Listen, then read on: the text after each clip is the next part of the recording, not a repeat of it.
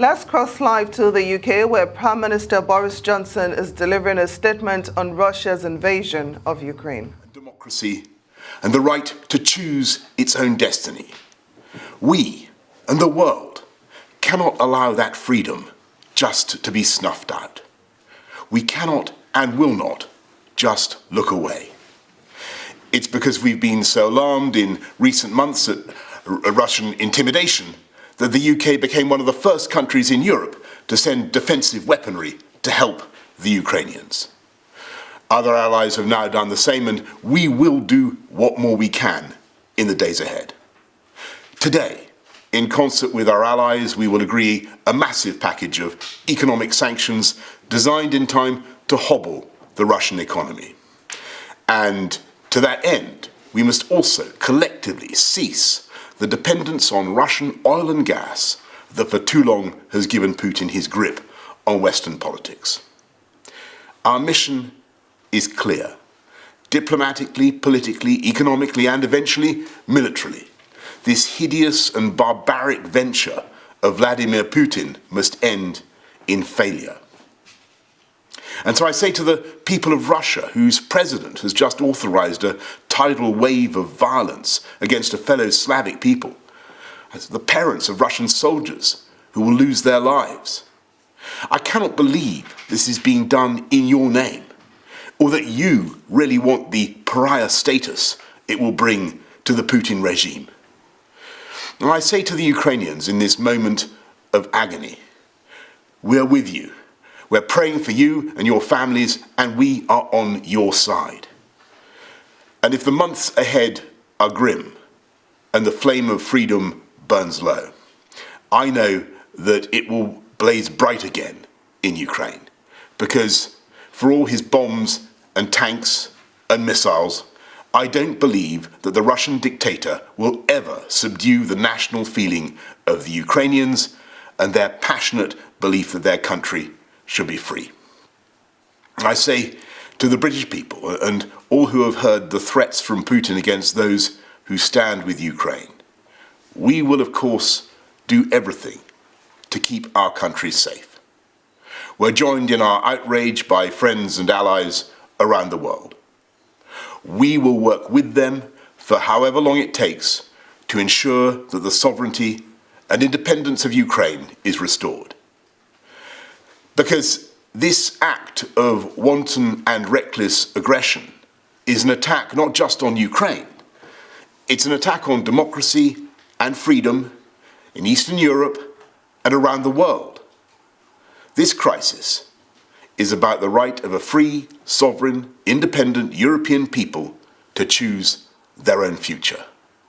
And that is a right that the UK will always defend.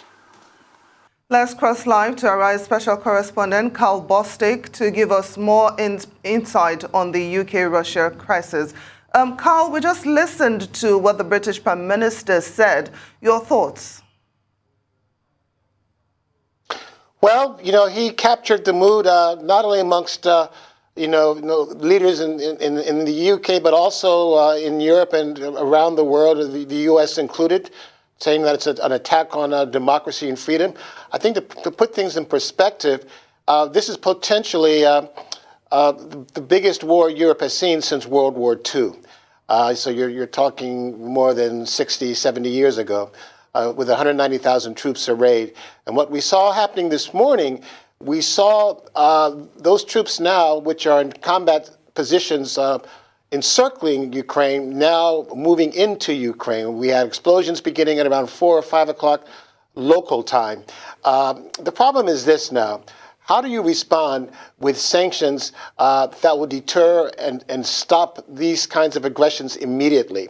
Because if they do kick in, you won't see any sort of results from that anytime soon. What's interesting to note is this. Boris Johnson will be speaking in Commons later today. There are some British Tory members, that's the Conservative Party, they actually are in favor of a military response, some suggesting that maybe NATO should enforce a no-fly zone over Ukraine. Ukraine is not even a member of NATO, but one that would, a zone that would prohibit Russian aircraft from bombing Ukrainian positions, because right now cruise and ballistic missiles are being used to take out air bases, military bases, and ammunition dumps. But you also have the Russian Air Force standing by ready to bomb Ukraine as well. And some are even suggesting that some British Tory ministers are saying that even the UK should go a step further and actually provide air support to Ukraine. Those are minority voices, of course, but that just reflects a sense that people now feel that sanctions simply do not go far enough at this time. And Karl, what are the options now? What can the West do now that Russia has actually done the invasion and moved into Ukraine? The sanctions obviously aren't working. What else can be done? Well, those sanctions will work, but it's not going to happen overnight. And I say not happen overnight because, I mean, the way it's set up right now, the Russian military versus the Ukrainian military, for example, just to give you one example, Russia has about 1,100 combat planes. Ukraine has like 172 planes.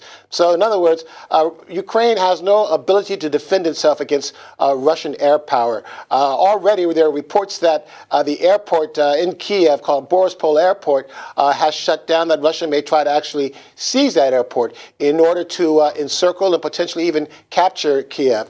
I mention all that because realistically, if this continues in the direction that it's going, Ukraine or Kiev, the capital itself, could be surrounded or captured within a matter of days, in less than a week's time. And sanctions will have had no effect to deter that kind of action right now. That's why it's important to see exactly what NATO will do later today. For example, I just mentioned about maybe enforcing a no-fly zone or actually giving air support to Ukraine. I think that's really unlikely at this point because Ukraine is not even a NATO member. But that's just how people are really in a sense of panic right now of how to stop this train that's left the station and that's headed towards a potential catastrophe. All right, Karl, we heard Jens Stoltenberg speak earlier on, talking about the NATO Secretary General. What are we going to get out of NATO later on? I think, again, you need to keep in mind that, this is not just a regular, prospect of a war that's a military war in the traditional sense of tanks and troops, even though you will see an increased number of deployments on the eastern flank of NATO, countries like Romania, Poland, Bulgaria that have received thousands of troops. The U.S.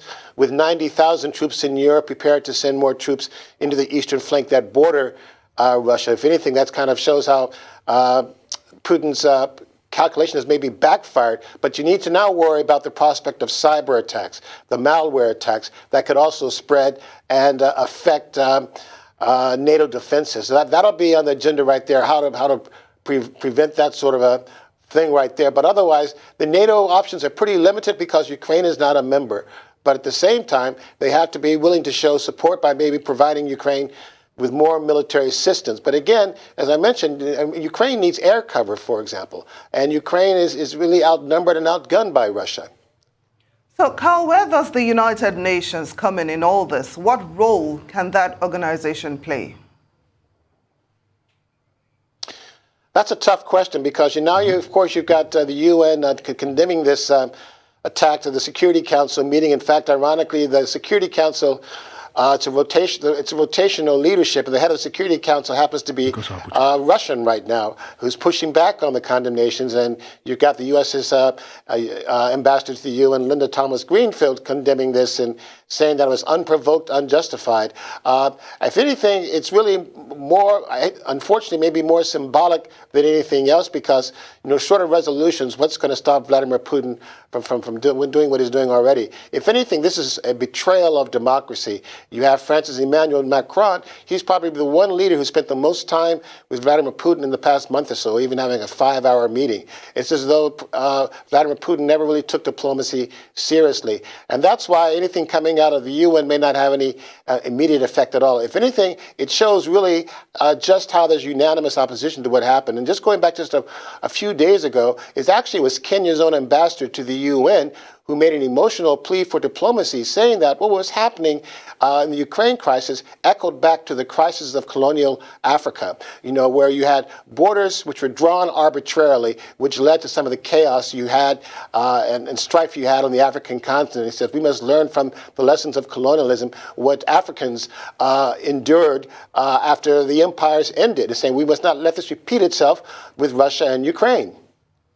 And Karl, can you speak to us about the doublespeak that's going on, especially from the Russian president's end?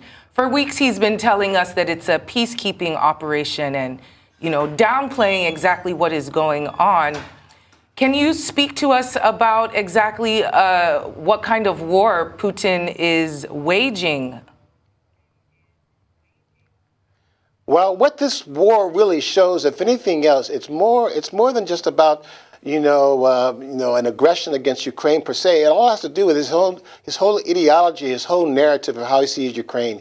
He says Ukraine was never a legitimate state. It was always part of Russia, which is not true. In fact, Ukraine is older than Russia, going back to the 10th or 9th century, for example. So when he talks about peacekeepers, as you just mentioned, those peacekeepers, were only sent because once Russia recognized these separatist republics in the east, in Donetsk and Luhansk, once they recognized it, that was the opening he needed, so that once they were recognized, they could then formally invite Russia for military aid and assistance. That's exactly what happened. Peacekeepers going into these enclaves. The problem is these enclaves only accounted for about a third of the territory in those two provinces of Luhansk and Donetsk. And all of a sudden, everyone was really wondering, are these peacekeepers only there to occupy and secure that territory, or are they going to try to go beyond that front line and secure those two provinces? Well, now they've done more than that. And then in a statement this morning that was broadcast on Russian TV at about 6 o'clock local time, of saying the intention of Russia was not to occupy Ukraine. It was a demilitarizing action and a denazification action, using that kind of language to say that we don't want to occupy it. We want to make sure that there's no more Western influence. So there's that sort of a doublespeak going on that you refer to. But then also he lashed out of the West with a very, very ominous warning. He said, if anyone from the outside tries to interfere, there will be severe consequences. And I think that's really kind of like an ominous reminder, is that Russia is not just any ordinary adversary. Russia is a nuclear power. All right, so we'll be keeping tabs on what is going on in Kyiv. I want to say thank you very much, Karl Bostic, for your time on Newsday. We will still catch up with you later on the show.